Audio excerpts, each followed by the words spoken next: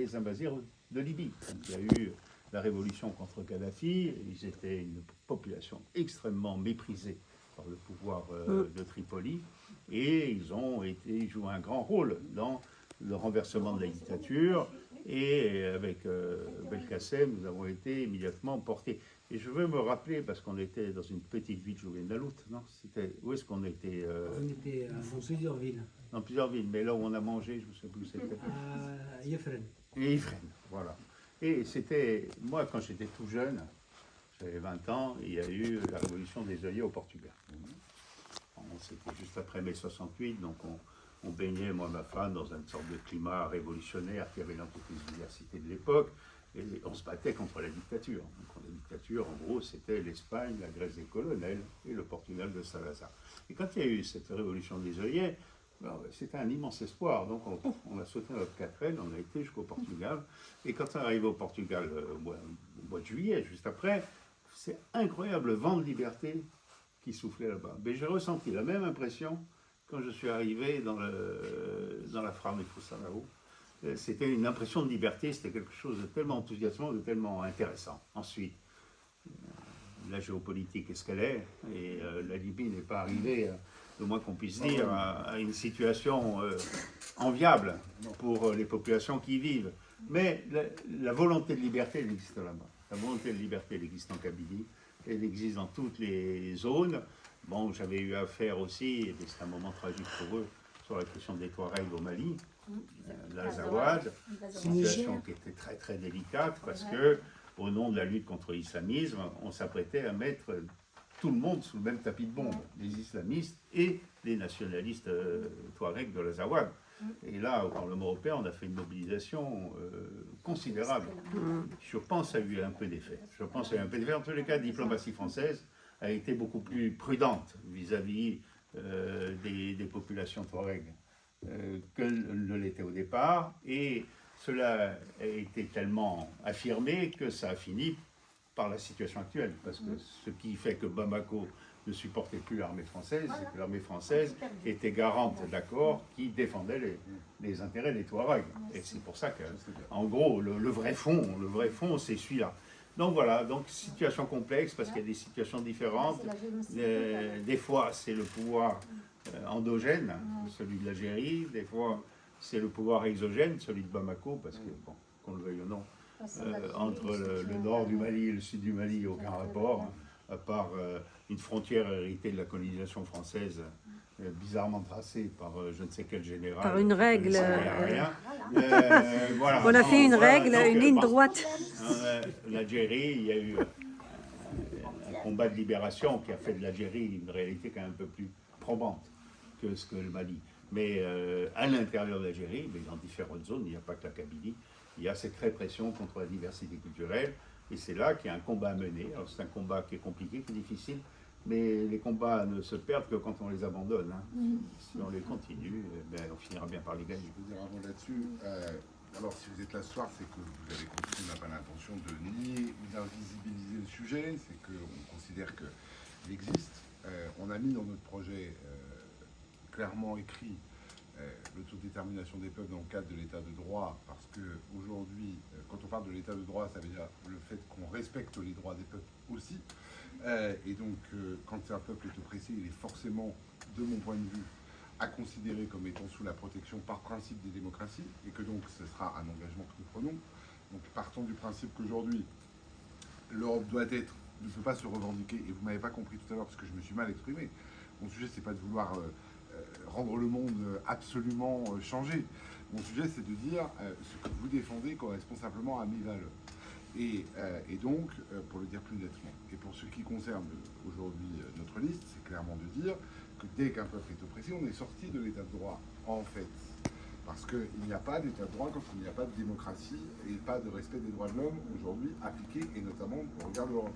Soit parfaitement raison de rappeler que c'est le rôle du Parlement européen, même s'il a un pouvoir limité, mais de mettre en avant et de consacrer, en tout cas du temps, du débat, de la mise en lumière de situations qui ne sont humainement, tout simplement, pas acceptables. Et que si on n'a pas un devoir d'ingérence dans la politique de chaque État, parce que vous imaginez bien que c'est aussi une réalité, va passer. L'Europe n'est pas le chef du monde qui va dans chaque État dire ce qu'il y a le bien et le mal. Par contre, l'Europe doit être systématiquement celle qui est capable de mettre en avant et sous son aile protectrice et de montrer les peuples oppressés, de leur dire qu'ils ont là la tribune, la parole et la possibilité de peser. Et donc on s'engagera sur ces questions-là, on s'y engage déjà en fait. Donc voilà, il n'y a aucun doute sur le fait que la cause Amazigh, la cause berbère dans son ensemble, la cause kabyle algérienne aussi, qui vit des choses différentes de ce que vit effectivement le peuple amazigh au Maroc, doit être montrée par celles et ceux qui aujourd'hui entendent siéger au Parlement européen comme étant une anomalie dans la démocratie et dans le respect des droits de l'homme que défend l'Europe et que ça doit être dénoncé même si ça vient d'un État avec lequel on a des accords. Moi, je reviens quand même tout à l'heure. Ouais, excuse-moi, mais je reviens quand même. Parce qu'on parlait de la langue arabe qui est en train d'être acceptée ou proposée dans des écoles ici en France ou ailleurs. Il faut savoir que cette langue arabe classique, c'est la langue de personne. Il n'y a aucun peuple au monde, dans le monde arabe, qui parle cette langue. Il s'agit d'une langue d'origine assyrienne-persique qui était enseignée par, ils avaient récupéré le Coran qui n'était pas à eux. Donc, elle est en train d'être en fait, officialisée dans tous les pays. C'est un moyen, un rouleau compresseur qui nous écrase. Je donne un exemple simple. Vous, les Français, vous apprenez le français à l'école, vous le parlez à l'extérieur. L'arabe classique qui est apprise dans toutes les écoles, dans le faux monde arabe, personne ne la parle, cette langue. Ça veut dire qu'ils pratiquent, qu'ils sont en train de créer une schizophrénie. On rajoute une couche islamique qui est très dangereuse. Et ça donne des gens, pour moi, c'est des malades, qui n'acceptent personne parce qu'ils créent un imaginaire inexistant et qui n'a jamais existé. Donc moi, j'alerte sur le danger de cette politique de remplacement dangereuse qui fait du mal à tous.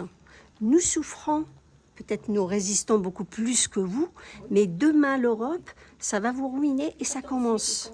Et on voit dans les universités, Sciences Po, etc. Donc il faut être très vigilant sur l'aspect historique et la réalité des choses. Parce que quand on vient, moi on m'a proposé à mes enfants d'apprendre la langue arabe, je dis écoutez, moi j'apprends pas cette langue, parce que même les arabophones algériens ne la parlent pas. Nous avons un derja, un mélange de français, de berbère et tout ça. Donc eux déjà ils la subissent. Et si on apprend cette langue, ils ont accès tout de suite à des textes très dangereux, des textes coraniques très dangereux, très racistes, il faut le dire. Aujourd'hui, il y a des arabophones qui combattent cette secte. Ici en France, on le prend peut-être naïvement.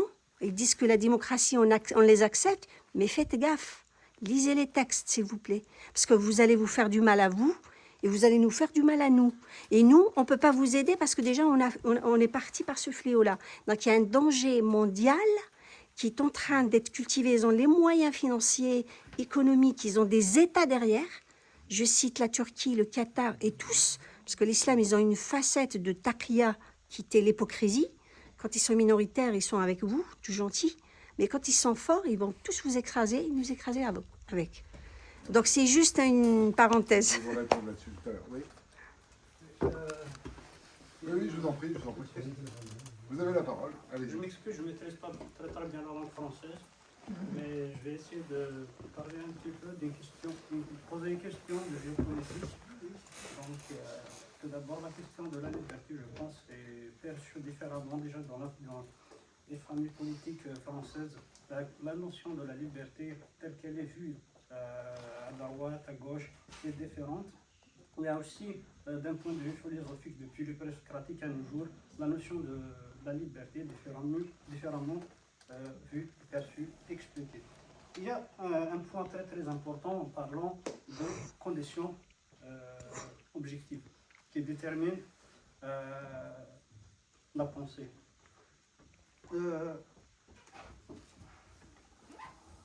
On a vu qu'on parle de minorité. Moi, mon propre avis, d'abord, je parle de mosaïque, je ne parle pas de minorité. Je pense qu'il y a une certaine hégémonie, il y a de l'hégémonie, comme on a bien expliqué Gramsci, il y a de l'hégémonie culturelle qui détermine une majorité et une minorité. Aujourd'hui, on vit une collision historique où on peut dire, une troisième crise capitaliste.